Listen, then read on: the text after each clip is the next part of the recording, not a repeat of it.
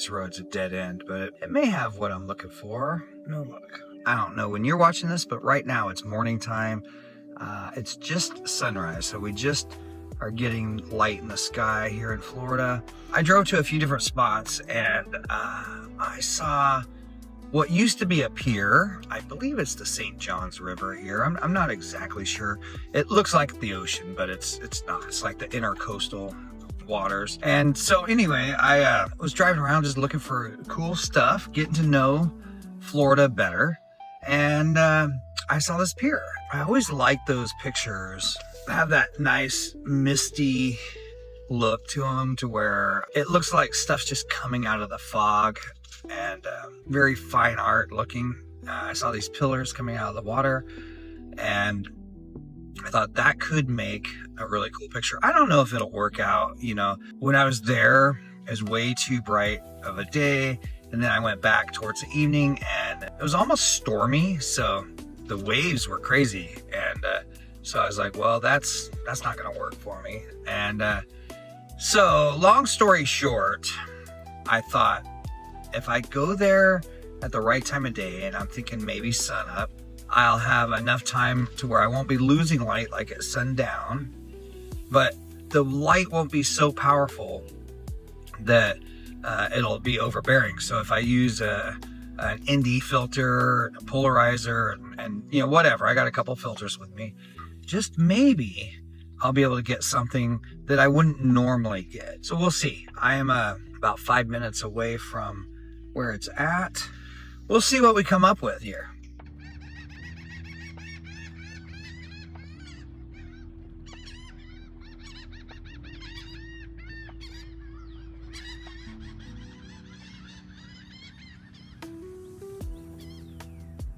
All right, I don't know if you could hear that, but there's a lot of seagulls creating a ruckus.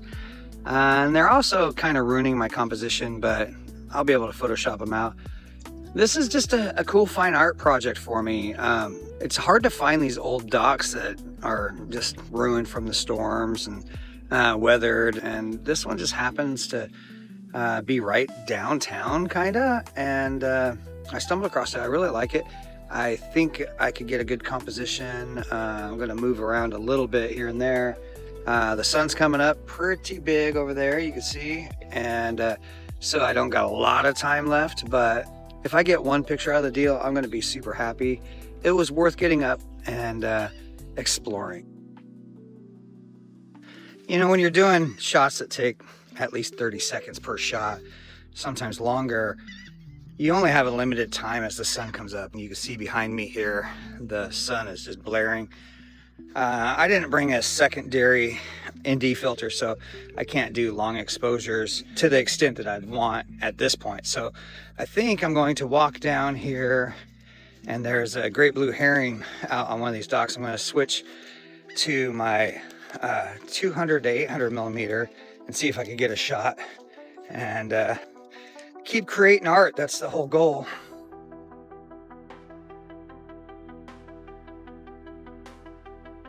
All right, so I think I was successful.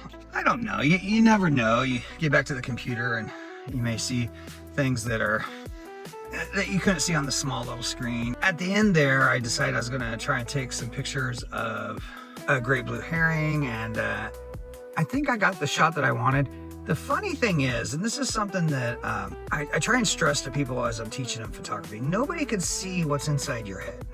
So what I mean by nobody can see what's inside your head is, compositionally, you may have an idea. Like, so I originally had my idea for kind of a fine art print with the old dock and everything. Then as the light changed and that became less important, and I'm pretty sure I got the shot anyway. We'll see here. I'll probably edit here in a few, but there was a great blue herring. I thought, oh, I'll try and get some shots of that on one of these pillars, just kind of looking regal and stuff like that. That's what was in my head. Some people walking by were like, good luck getting a shot, da, da, da. And I was like, what are you talking about? And then the great blue herring took off, and then I ended up taking a couple of shots as it flew off. And that was never in my mind, but that's what was in their mind. They're like, oh, there you go. Now you can get the shot. And they were excited. Now, a great blue herring just flying in a blank sky is not that interesting of a shot. I may have got a cool shot. I don't know. I'll look when I get back to the studio. But that's what their mind was seeing, is capturing this big, majestic bird in flight. And that was not in my mind at all. I do a lot of photography that's wildlife photography, but today I was shooting for fine art. Fine art photography, I mean, that's a broad term, but it is got certain things that when you see it, you know, oh, that looks like fine art. You know, birds in flight don't typically fall into that genre of photography.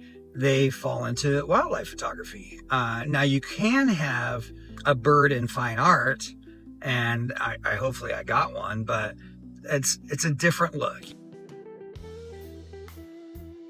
But anyway, so nobody knows what's in your mind, and that's the great thing. And I know I've done some videos on AI recently, and I'm going to do more of them.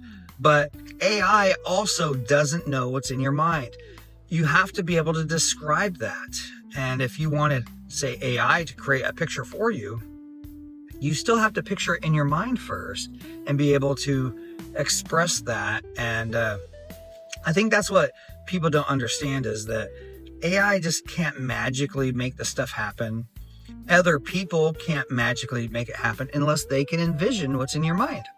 If you can't explain that to them in a vivid picture, whether it be a person walking that wants to know what you're doing, or your spouse, or AI for that matter, if you can't explain it, then there's going to be a very difficult time to get that image that's actually in your mind out to the people.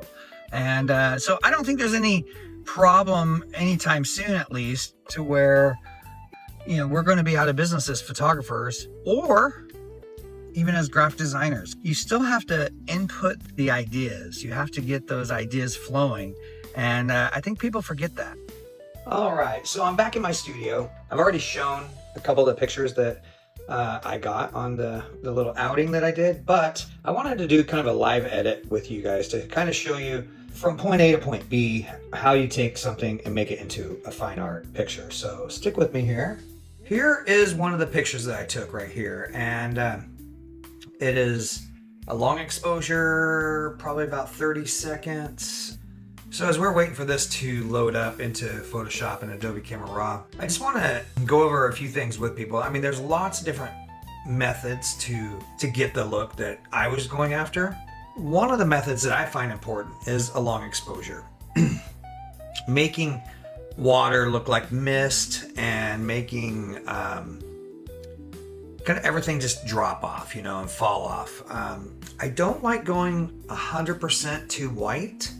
I like there to be a real subtle gray, you know, not like stark white, because a lot of times I'll want like a border around something and stuff like that. So I'll go like 10% gray or something like that. Just a couple things to think about as you're working on these projects. And as you can see in this picture right here is, you know, I don't have my horizon line quite right yet and all this stuff. And you'll see these little seagulls that are kind of little blurs and stuff. And that's because of the long exposure.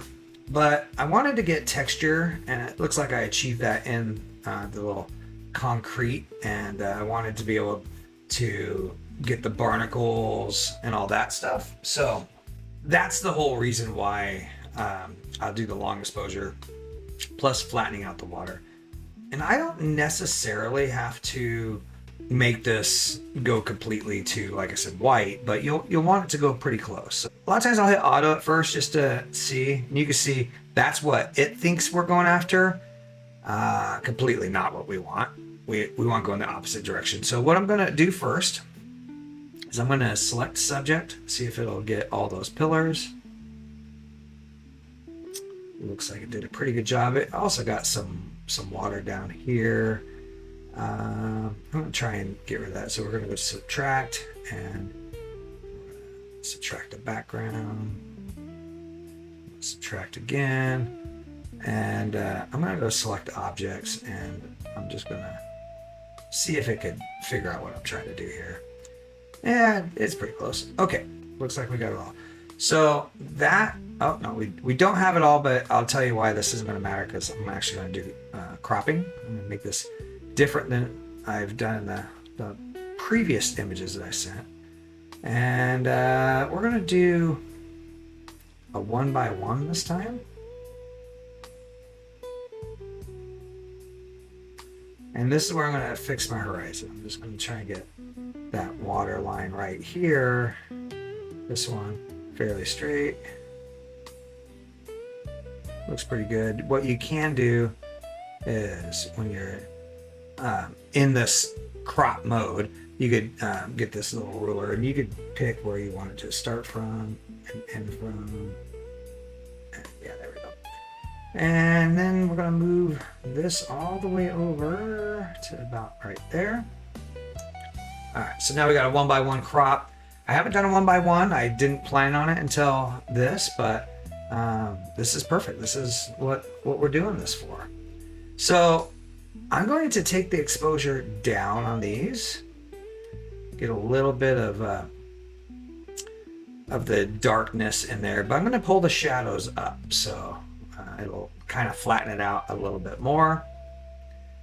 And then I'm going to go down to texture. I'm going to just crank that texture all the way up, or almost anyway. I'm going to crank up that clarity, and I'm just going to do just a touch of dehaze, not very much. And I actually think I could take the exposure back up just a little bit. It doesn't matter like your color temperature. I'm going to play with that slider really quick. Sometimes for visual, it's cool. Like I'll pump in a little bit of that golden tone, knowing that I'm going to make it all black and white anyway. Which fine art photography doesn't have to be black and white, by the way. It just happens to be very prominent that people go black and white with that. That's what we're talking about. We're going to get rid of these birds in Photoshop, so no big deal there. We're going to have to do a little generative fill. That's just the way it goes sometimes. Now I'm going to duplicate this, and I'm going to invert it. And then on that one, I'm going to crank that exposure up now. I'm going to go the opposite direction as I went before. And I wouldn't go so far to lose the line here, but I'd get close. Take those shadows up a little bit. We want to keep some of this here. So if you go too far, that's going to be a problem.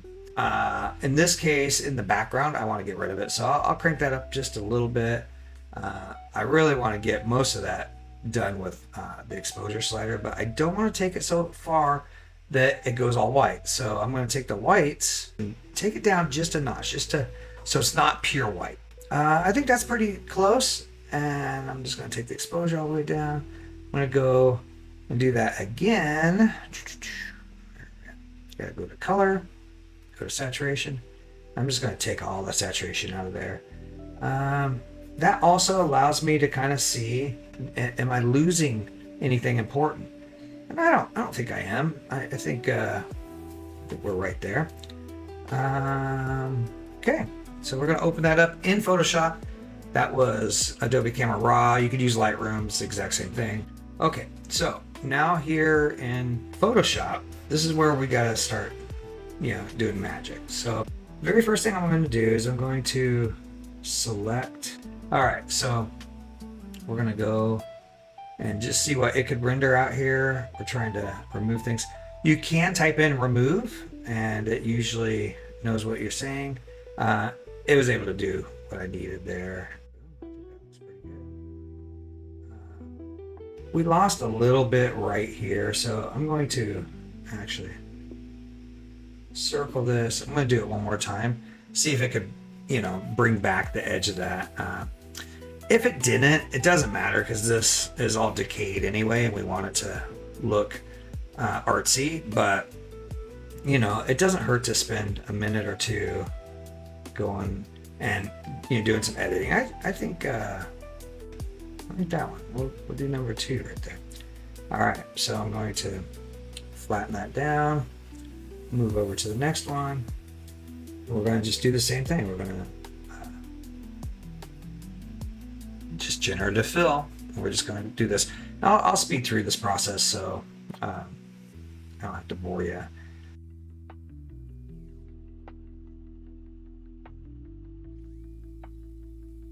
The one thing I could say about using generative fill, a lot of people are on the fence on it. I am all for using AI as a tool to make your job easier. Back in the day, I used to have to do all that by hand, and it took a while. There's nothing wrong with cloning out things that you didn't envision in your picture. Now, having said that, if you were doing a documentary style photo shoot where you're trying to document, say, something that's newsworthy, then you might want to, keep everything original, all right, I'm gonna.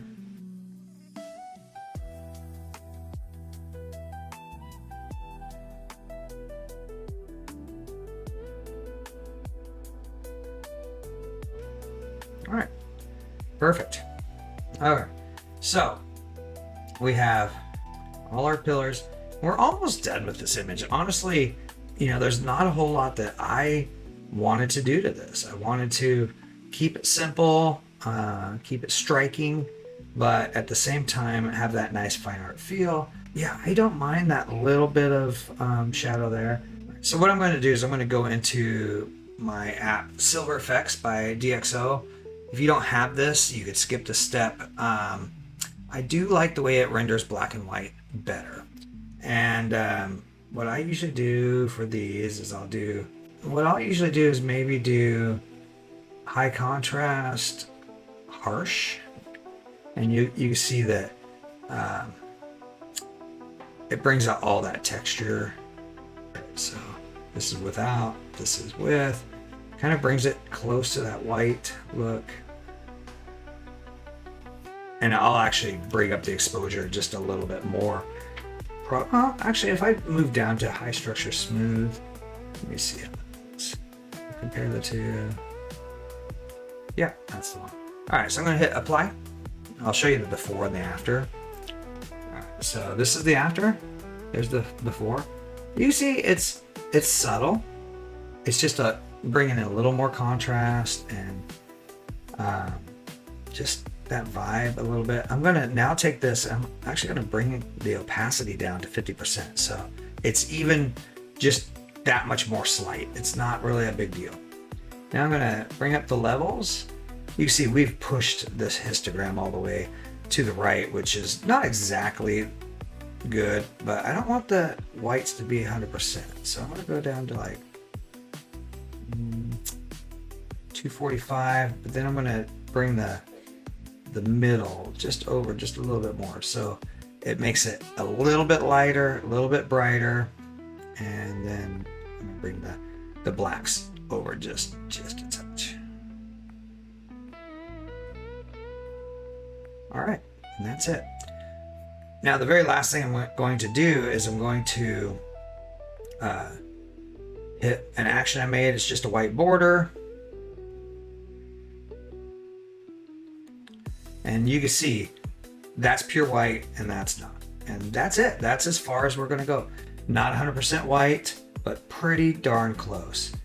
That is a quick and easy edit for fine art. I really, don't want to spend a million hours on something that is very minimalistic. If this had lots of colors and lots of structure to it and everything, then you should spend a little bit more time with it. But in a situation like this is truly keeping it simple, stupid, the old KISS method. So that's my approach to fine art photography. I love fine art photography. I'm going to get this series into a gallery here in North Florida. And hopefully, if you like what I'm doing, you could drop me a note and let me know. I'd love to do more edits with people. I'd love to go on more photo shoots and show you my methods, what I come up with and why I come up with things like that. You know, I really try and keep it simple, you know. As far as removing things and all that stuff, that's one of those things that you got to play it by your own ear. And other than that, it's art. You're creating the art. I would much rather see people remove some stuff with AI than to create an image entirely from AI and not use any actual skill by themselves. That's a whole nother genre of art, and there's nothing wrong with it, but it's not fine art. And you know, going out and doing the art is part of the fun. So that's it. All right, guys. See ya later, Gator.